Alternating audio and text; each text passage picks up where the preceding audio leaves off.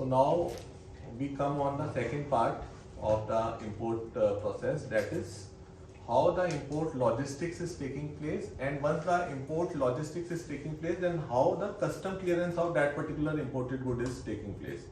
Okay, so primarily it's something which is absolutely on a very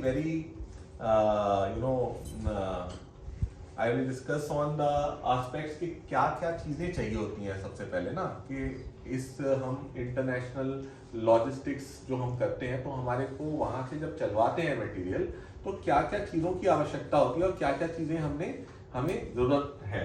तो one is this that भी हमने जैसे बताया कि एक सेल्स कॉन्ट्रैक्ट कर लिया हमने. सेल्स कॉन्ट्रैक्ट के साथ साथ हमें ये जरूर देखना है कि क्या उस चीज का हमारे पास CIB सर्टिफिकेट है या नहीं है. Do we have the CIB certificate of that particular technical which we are importing. Then the person who is taking care of this particular import, he has to see that whether the what is the status of the finalization of shipment at the exporter end. ठीक है, क्यों?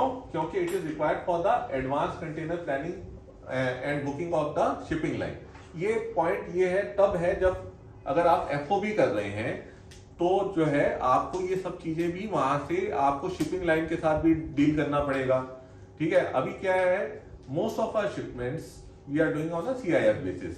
We are giving the entire thing to the exporter that you give us the price of the shipment of the material, adding the freight and the insurance. So we do not bother. But at times, when the freights are very high, at times the supplier also are not in a position to give us the logistics of that particular material. And if we are having good contacts here with the shipping lines, we can get that material on FOB basis from China. So in that case, you have to see the readiness of the shipment so that you can have a advanced container booking with the shipping line. Then the RFQ process with the freight forwarder goes, and in terms of FOB, and follow up with the shipper for shipment movements in terms of FOB. So these are the things when we are doing the shipments on the FOB basis.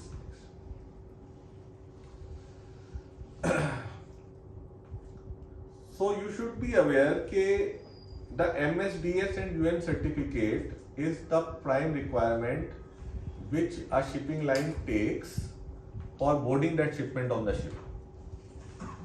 Okay? Why? UN certificate क्या है? UN certificate is a United Nations का एक जो certificate, एक UN number दिया जाता है सब जो अपना सब जो हम गुड्स, हाँ, जो हमारा प्रोडक्ट है उसका एक UN नंबर होता है. ठीक है, उस UN नंबर से उसकी सारी क्लास वगैरह सब पता चलता है कि इसका UN नंबर ये किस उसके अंदर चल रहा है, ये इसकी कैटेगरी क्या है, सारी चीजें पता चलती हैं. ठीक है, सो एक जो शिपिंग लाइन जो कंटेनर लेती है वो एक तो MSDS लेती है.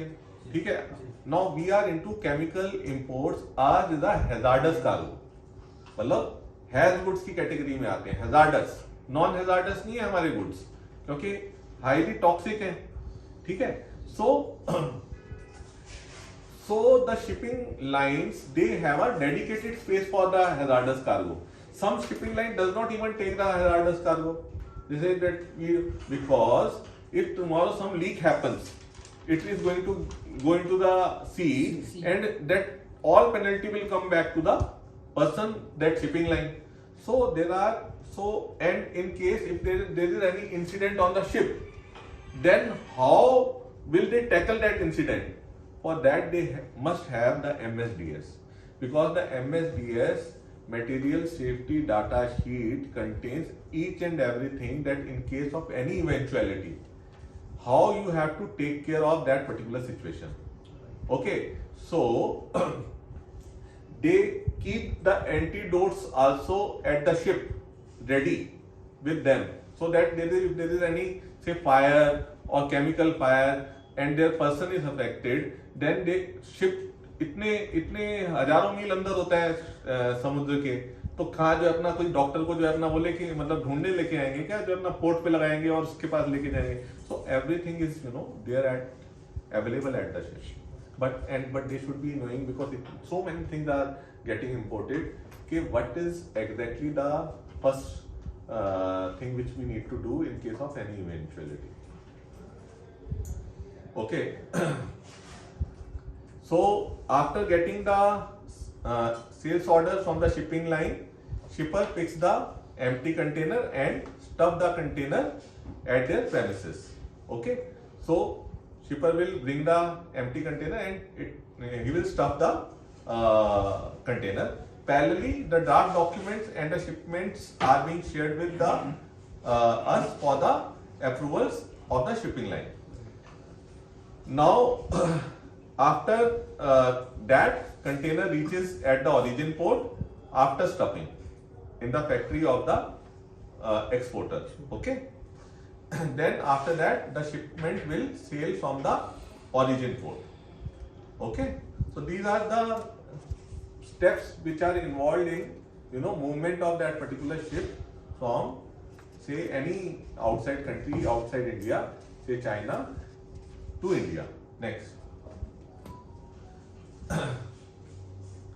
अब उसके बाद क्या होता है कि there is approval of draft documents. जो ड्राफ्ट डॉक्यूमेंट्स हैं वो उसको जो है अपना मतलब उसका जो है अप्रूवल के लिए वो आते हैं.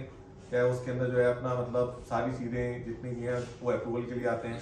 Then even we there is a tracking, जो अपना हम जो ट्रैक करते हैं अपनी जब हमारी जो शिपमेंट मूव करती है तो उसका क्या स्टेटस है, हम वो शिपिंग लाइन की साइट पे जाके अपना कंटेनर नंबर डाल के उसको हम ट्रैक करते हैं कि now where is the ship, what is the position of that particular ship. ठीक है. Follow up with the accounts and shipping line and freight forwarder. हम जो है अपने अकाउंट्स को बताते हैं कि शिप आने वाला है 15 दिन में, 10 दिन में, इसकी इतनी कस्टम ड्यूटी मिलेगी, इसका ये है, इसके लिए आप जो अपना फंड्स रेडी रखें. ठीक है. और भी शिपिंग लाइन को हमने इतनी पेमेंट करनी है, फ्रेट फॉरवर्डर को इतनी पेमेंट करनी है, इसके लिए आप अपने पास फंड्स रेडी रखें. इन केस ऑफ एफओबी तो आपको शिपिंग लाइन को भी देनी पड़ेगी, फ्रेट फॉरवर्डर को भी देनी पड़ेगी. सीआईएफ के अंदर you have to just do the payment of this custom duty. Okay. तो account needs to be ascertain कि आपको हमारी शिपमेंट अब 15 दिन में आ रही है, 20 दिन में आ रही है, हमारे को इतने फंड्स चाहिए. ठीक है. सो कस्टम क्लियरेंस जो है before expected time of arrival the shipment at destination, जो अपना एक हम सीएचए को अपने चेकलिस्ट देते हैं. जो हमने अभी बातचीत करी उसके अंदर उसका सारा जो है अपना सीओए होगा, सीओ जो है अपना सारी चेकलिस्ट उसका जो है अपना सब चीजें वहाँ उसके अंदर होंगी. और जो है अपना उसको एक क्लियरेंस की उसकी चेकलिस्ट है वो हम उसको देते हैं सो दैट वो गुड्स को कस्टम्स के अंदर से क्लियर करा सके. नेक्स्ट. जैसा कि बताया कस्टम ड्यूटी फंड, कस्टम को चेकलिस्ट दी जाती है, जैसे शिपिंग डॉक्यूमेंट, जैसे सेल कॉन्ट्रैक्ट है जो है अपना, और CIV-RC की copy in case of technical import जो है अपना वो भी दी जाती है. ये जो अपना इसको क्योंकि वो देखते हैं ना कि भाई ये CIV रजिस्ट्रेशन इसका है भी या नहीं है. जो इंसेक्टिसाइड या वो लेके आते हैं हम टेक्निकल इंपोर्ट करते हैं, तो ये सारी जो अपना चेकलिस्ट उनको दी जाती है for the clearance. Okay. Then arriving of the shipment at the destination port. तो जब अराइवल होता है तो एक हमारा बिल ऑफ एंट्री जो है अपना जनरेट होती है, और उस बिल ऑफ एंट्री के बेसिस के ऊपर हम जो है अपना फाइनेंस एंड अकाउंट्स को बोलते हैं कि भाई ड्यूटी पेमेंट आप दे दें. उसके अंदर पूरा आ जाता है कि इतनी आपकी ड्यूटी बनी है and then you need to pay this much of duty. Then एक डिलीवरी ऑर्डर बनता है जो है अपना फ्रेट फॉरवर्डर देता है कि भाई आप अब डिलीवरी और गुड्स दे दिए जाए. उसके बाद जो है अपना हम वो लेके देन हम नेक्स्ट. देन जब वो डिलीवरी ऑर्डर कस्टम्स के पास जाता है तो कस्टम क्या करता है, उन गुड्स का आउट ऑफ चार्ज कर देता है, उसको अपने पास से जो है अपना रिलीज कर देता है. ठीक है. एंड जब वो रिलीज कर देता है तो बाहर आता है तो हमें उसको मटेरियल को वहां से कस्टम जो अपना जो CFS है यहाँ पे वो गुड्स पड़े हुए हैं, वहां से उसको लोड करके जो है हमारे को अपने लिए ट्रांसपोर्टर अरेंज करना पड़ता है, that brings the material to our factory. Okay, and so delivery जो है वो CFS से होती है, ठीक है।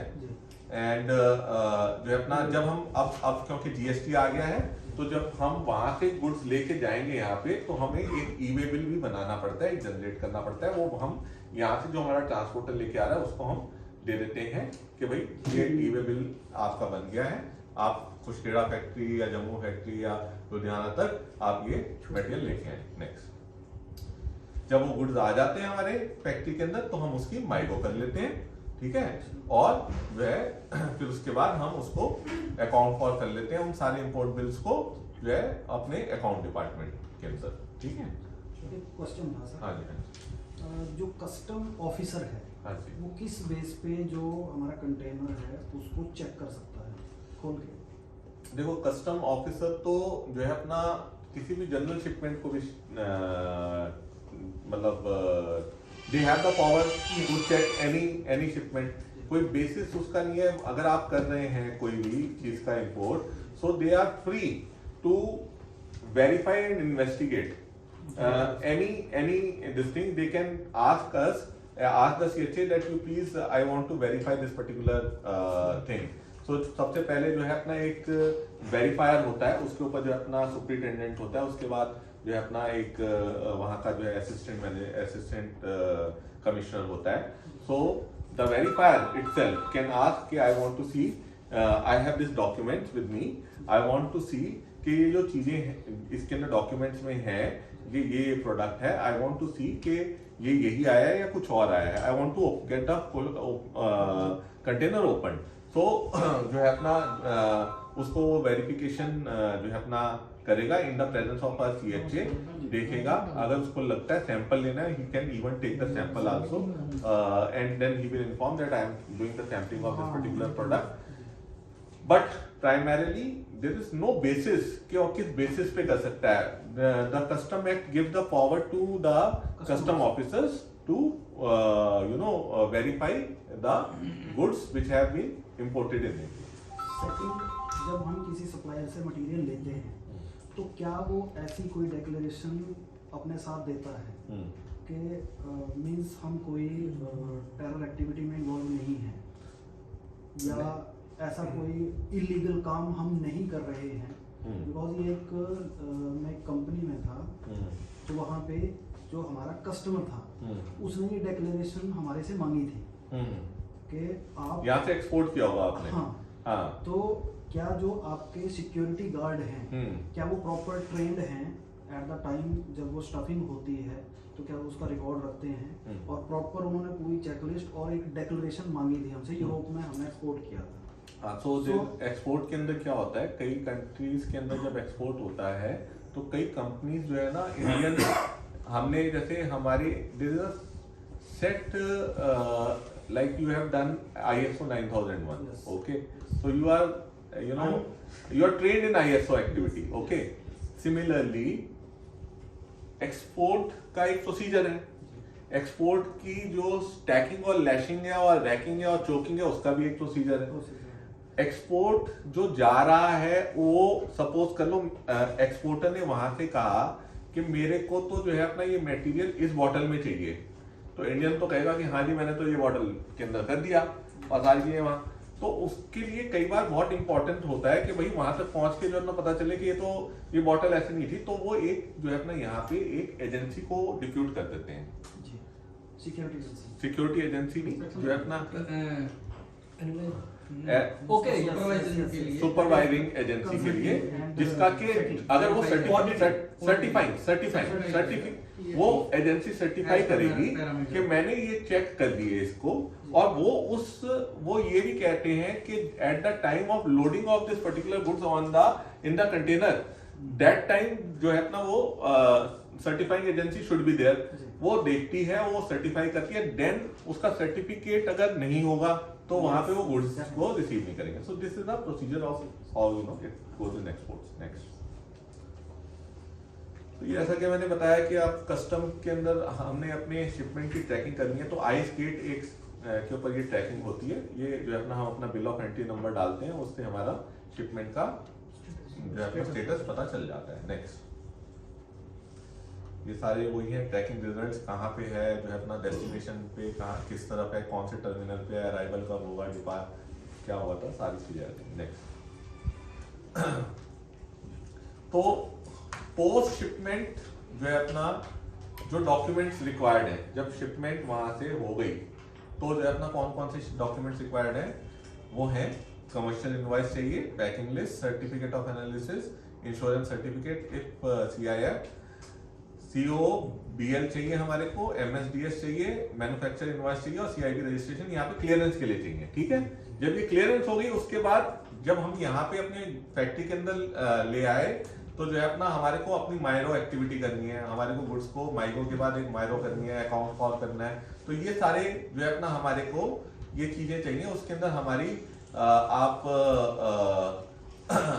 बिल ऑफ एंट्री नंबर भी आ जाता है, जो है अपना एक्सपेंसेस जो है अपना जो CHA ने किए हैं वो आ जाते हैं, लॉरी की रिसिप्ट आ जाती है, ई-वे बिल नंबर आ जाता है। ठीक है, नेक्स्ट, इट्स जस्ट शोइंग के अभी कुछ कंस्ट्रेंट्स हुए हैं इंपोर्ट लॉजिस्टिक्स के अंदर ड्यू टू कोविड-19। जो एक फ्रेट जो था, जो $500 का फ्रेट था चाइना के अंदर, वो मतलब 4-4 हजार का हो गया। इतना ज्यादा ओशन फ्रेट इंक्रीज हो गया। क्यों? क्योंकि जो एक कंटेनर होता है उसको, वो कंटेनर भी जो है अपना जब जा रहा है डिफरेंट कंट्रीज के अंदर, उसको भी क्वारंटाइन कर रहे हैं, वो रोक रहे हैं, कह रहे हैं भाई जो अपना अभी पहले खड़े रखो, ठीक है, इसको जो है अपना हम आराम से लेंगे। तो इतना ज्यादा जो है अपना सी के अंदर कंटेनर्स हो गया, वहां से वो थोड़ा थोड़ा करके कर रहे हैं, जिससे कि ओशन फ्रेट काफी बढ़ गया है। उसके अलावा जो है अपना लेबर जो है अपना, जब अगर सपोज कर लो एक स्पाइक आता है जैसे उसके अंदर, तो जब कोविड स्टार्ट हुआ था तब से जो है अपना मतलब वहां पे लेबर की भी शॉर्टेज हो गई थी, लेबर ही नहीं आ रही थी पोर्ट्स के ऊपर, ठीक है, तो उसने भी एक रोल प्ले किया। बट कंटेनर्स की शॉर्टेज ने ज्यादा रोल प्ले किया है for increasing the ocean freight. Okay, thank you so much. I think कि जो भी जितना भी बताया कुछ थोड़ा बहुत it must be helpful in understanding import का जो प्रोसीजर है। आई थिंक सो कि it was just a summarised view. I hope that you all would have got benefit out of it. Yes. Thank you. Thank you. Thank you. Thank you.